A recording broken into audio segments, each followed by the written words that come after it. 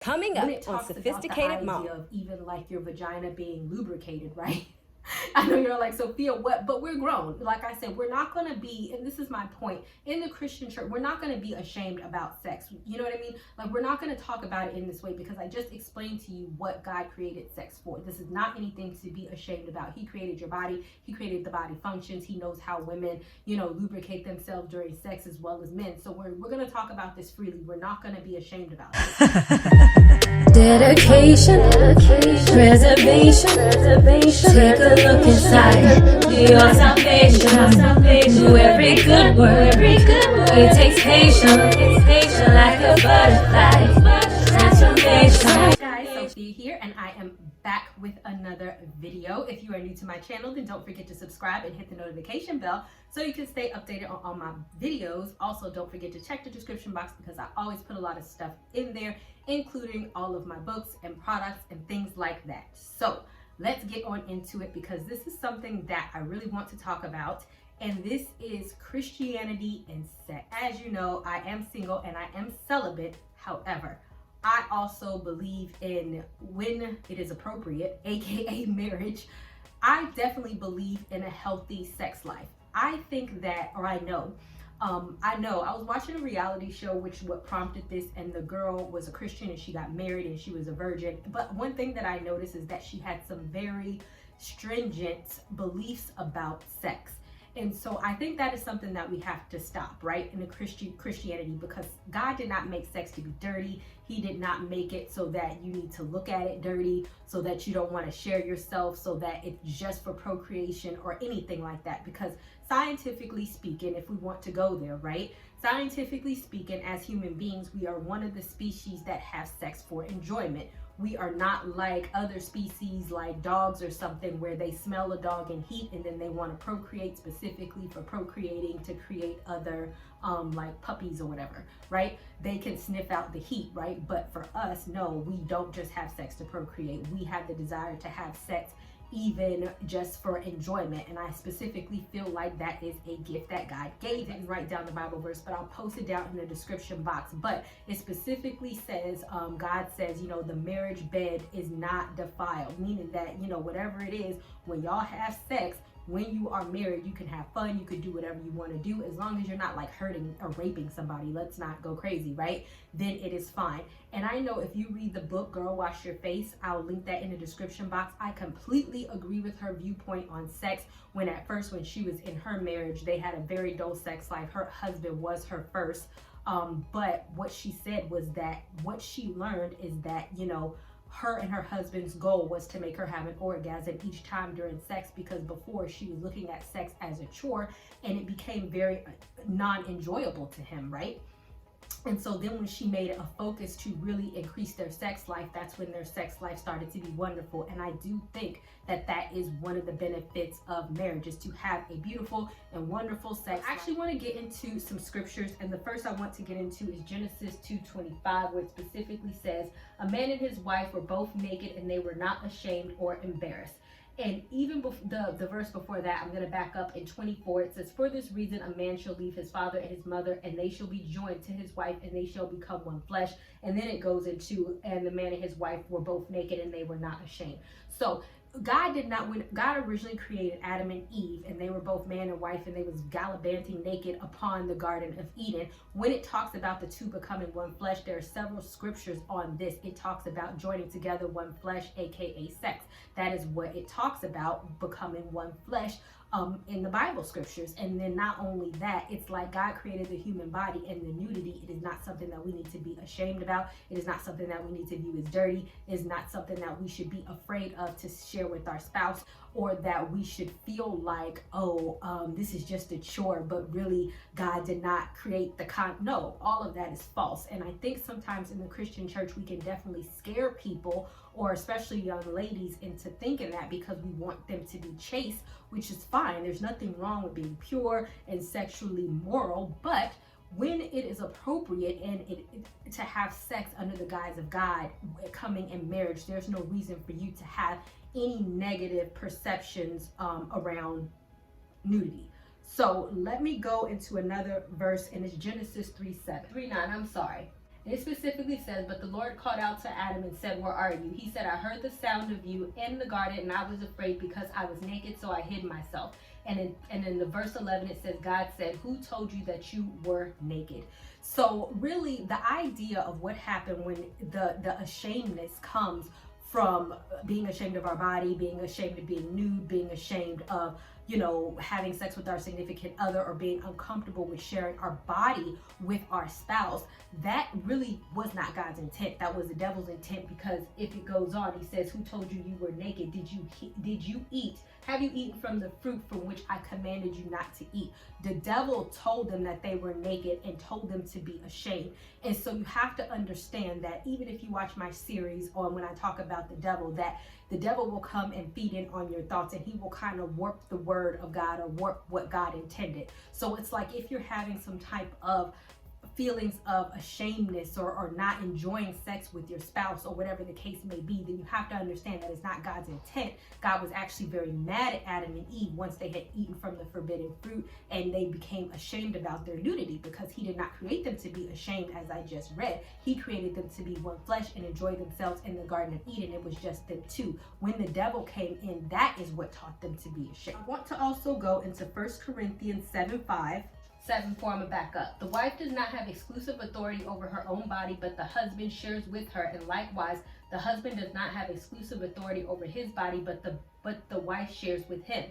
Do not deprive each other of marital rights, except perhaps by mutual consent for a future time, so that you may devote yourselves unhindered to prayer, but come together so that Satan will not tempt you in sin because of your lack of self-control. So what is he saying? That the whole idea, when I talked about the concept of Adam and Eve and them becoming one flesh, that's specifically what it says. You have one flesh and therefore you share each other's bodies. This is not to say, oh, your husband has command over you and he could just take you and rape you whenever you want. That is not what I'm saying, because it is a mutual thing. It says, your husband has, rights to your body just as the woman has rights to your husband's. And you should not withdraw yourself from sex in a marital thing, because it's more like a punishment to the other person, because God did create sex to happen within the confounds of marriage. And so if you are afraid of having sex, if you feel like it's dirty, if you're not enjoying sex, or if your spouse is having sex with you and every time you're like giving them a hard time about it, or you're feeling like, oh, here we are again, and you're like laying there and you're just not into it, then not only does it say it creates temptation. Don't allow Satan to come into your marriage, because nobody wants to feel rejected. Nobody wants to feel like, hey, we're getting ready to have sex, and now every time I have sex with you, I feel like I have to, I'm raping you because you have some issue around sex, or you don't like it, or you feel like it's dirty, or you don't want to share your body with me. Then that's when Satan can come in and be like, oh, look at this chick over here, she's fly, she don't have no issues around sex, why don't you go cheat? And then I'm not saying that cheating is the wife's fault, but I'm just quoting what the Bible scripture says. It's one of these things where there's a mutual communication between both the man and wife on how you guys have to have a healthy sex life. And a healthy sex life is sharing your bodies with one another in an enjoyable way. Now I'm going to get into something very weird to some people. It's not weird for me. Like I said, I am celibate, but I don't have no qualms around sex, right? And so when we talk about like the act of an orgasm, many women have issues having an orgasm, right? And the reason for that is a lot of women, they're not fully committing, because if you have an orgasm, if you're a woman, then in order to freely have orgasms often, right? And I would say, I don't know if I should say this, but we friends, and so I'm gonna be honest. When I was having sex, most often than not, over 90% of the time, I'm able to have an orgasm. Why is that? And this is not even just, me saying this because I'm me, but I also have degrees in this. I took, a human sexuality class, sex therapy, and I also just know this from personal experience. And if you are easily able to have an orgasm, then you also know this. The reason is because you are willing to fully commit to the process with the other person. That means, like, for women, our bodies can clam up if you have any anxiety, if you have any apprehension, if you don't want to be there, if you feel ashamed about sex, if anything surrounding sex is happening, then you are not going to be able to fully enjoy sex. You're not even going to be able to have an orgasm, because your body is responding to that. When it talks about the idea of even like your vagina being lubricated, right? I know you're like, Sophia, what? But we're grown. Like I said, we're not going to be, and this is my point, in the Christian church, we're not going to be ashamed about sex. You know what I mean? Like, we're not going to talk about it in this way because I just explained to you what God created sex for. This is not anything to be ashamed about. He created your body. He created the body functions. He knows how women, lubricate themselves during sex as well as men. So we're going to talk about this freely. We're not going to be ashamed about this.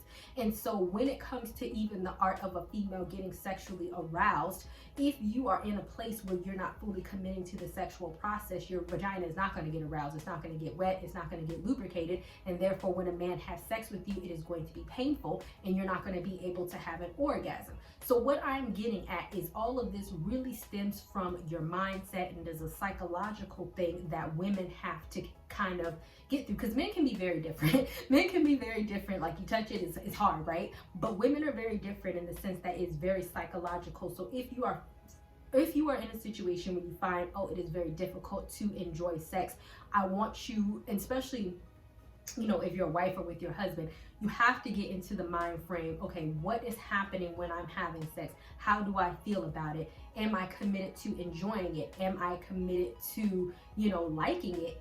Or do I have some type of anxiety, apprehension, or am I, feeling like, I don't want to do this. This is disgusting. I want him to get off of me. Whatever the case may be. Because if you are, your body is going to respond to that, and sex is going to be way less enjoyable. And so I don't want to let the man off the hook, because some of y'all might be like, he don't know what he's doing. Okay, fine.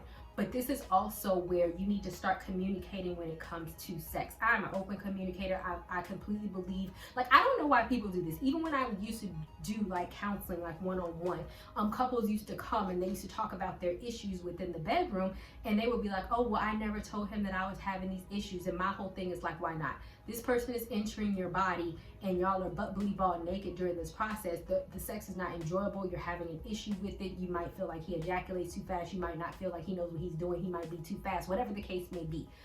If you are married to this person, you can talk to them about what is enjoyable to you, what you like, what you don't like, and vice versa. If you feel like, dang, every time I'm sitting here, he just wants to roll over and put his thing inside of me and we're not having any foreplay, you can also talk about that. So the challenge for Christian couples that I think that, we really need to get into is talking openly about sex, being open to appreciating and being fully committed to the process of sex, and also as women feeling open about it. Like, when you're having sex with people, you don't need to be thinking about your grocery list. You don't need to be thinking about what you gotta do tomorrow. You should be fully committed to your one flesh, your partner, and fully committed to enjoying it. And I promise you that once you are able to reframe that and really change your mindset surrounding sex, it will become a lot more enjoyable. That should be your goal. Sex should not be a chore. Sex should not feel like, this is something I gotta do with my husband. It should be, just like he said, this is something shareable that we're having, and we are not keeping each other's body from each other, because that's kind of like a punishment in God's eyes. And this should be something enjoyable to both people, not just the man. So if this is you, what are we gonna do? Now we're going to run down, because I want sex to be happy for you. I want it to be enjoyable. Yes, I have been celibate for 5 years at this point, but make no mistake about it. When I was having sex, I was very enjoyment about it. A lot of people are like, it's easy for you to be celibate, because no, I completely enjoyed sex, and at one point, when I got into my counseling career, I actually even wanted to be a sex therapist, because I feel like all women should enjoy sex. I don't feel like this should be like, only a select few, or it's hard for women to get an orgasm. No. We're not doing that. We're not doing that. So the first thing is to examine your thoughts around sex. Do you feel it's dirty? What have you been told? Did your parents tell you that it was dirty? Did somebody tell you, this is chaste, God doesn't want you to do this, or this is just a chore that you have to do for your husband to make them happy? What is it? What is it that you feel that is causing you to have some anxieties or apprehensions around sex? And I want you to get rid of it, but for all the reasons that I just said. We're not going to go back into it. It's not dirty, okay? Second is that when you have sex with your husband, I need you to commit to it. I need you to commit to feeling everything, kissing everything, foreplaying everything. We're not thinking about the kids. We're not thinking about what's going on tomorrow. We're not thinking about the errands that we have to run. You need to fully commit your mind to being one with this person, having sex with them. I don't want you to think about like, oh, I have these stretch marks. I mean, if he had sex with you before, he know that. Oh, you know, my body isn't perfect. He had sex with you and he's still doing it. He know that. Remove anything from your mind that will prevent you from fully submitting to the process of enjoying sex, because the more your mind is busy and you're thinking about it and you're having anxiety around it, or whatever emotions that you have around it, the less likely it is that you are going to actually enjoy sex, the less likely it is that you're going to fully get, you know, aroused and lubricated. This is the scientific fact. And the less likely it is that you're going to actually have an orgasm, okay? And so the third thing is that y'all need to plan sex. And I know, oh, I don't want to, this whole I ain't have sex in a month with my spouse, 2 months we have sex. Don't do that. And y'all can feel however you want to feel. If y'all agree to that as a couple and it makes both of y'all happy, fine. But try to do what I'm asking you to do. Just, and this is like my professional, come on now, you know, my professional. I'm not just some random person saying this. No, I have degrees in this. Make a time to try to schedule regular sex and do all the other tips that I told you to do. Don't go months and weeks and all this other type of stuff on end without having sex. No, try to have sex on a regular basis. Try to be fully there. Try to be fully committed. Try to touch more. Try to really put yourself in a mind frame that I'm going to enjoy this. In the beginning, yes, it may be difficult, you know, but as you go on, I promise you that you will start to find enjoyment in sex, and you will be like, oh my goodness, why did I not do this earlier? The last thing is that if there is any issues with your partner that you have about them not being able to sexually satisfy you, I need you to tell them. I don't need you to be mean about it, like, oh, yo, you come too fast, or oh, don't be mean. Do not be mean. But you know, this is an open dialogue and this is an open conversation. Oh, I really want to have sex with you, and I think that in order to make our sex life more enjoyable, you know, some things that really turn me on would be if we could try this, if we could do this, if we can do that. Try to make it non-attacking in a way. Don't try to put it back on them, but mostly try to direct them and tell them what you like and tell them how they can fulfill that need, and let them know that this is a way to enrich both of your sex lives. This is not just about him. This is not just about you. This is something that I need in order that I feel that I could be a better sex partner to you if we try ... right? Right. Feel how you want to feel about it, ladies, because I might get some boo comments on this, because I just feel like a lot of women can get very funny when it comes to the topic around sex, especially in the Christian church. But like I said, you already know how I feel about it. I already read to you how God feels about it. So if you're gonna have sex with your husband and you're not enjoying it now, if you're not having orgasms now, if your body's not responding now, if sex is painful now, and there's no medical, like I went to a doctor and there's no medical reason for it, reflect on what I'm saying and try it, and I definitely can promise you that your sex life will probably get a whole bunch better. You could say, dang, Sophia, you are so right, and thank you. And I'm gonna be like, yo, you welcome. Like, you having orgasms every time now? What, girl? You're welcome, okay? All right, thank you guys so much for watching, and I'll see you guys another day, another time. Bye, y'all. Not ready for the show to end? It doesn't have to. You can head over to my site where you can read hundreds of articles. And also, you can feel free to shop my store where I have all of my products for sale. And last but not least, for even more video content, feel free to visit my YouTube channel where I talk about a wide array of content. Thank you guys so much for tuning in, and until next time, stay blessed. Like a butterfly.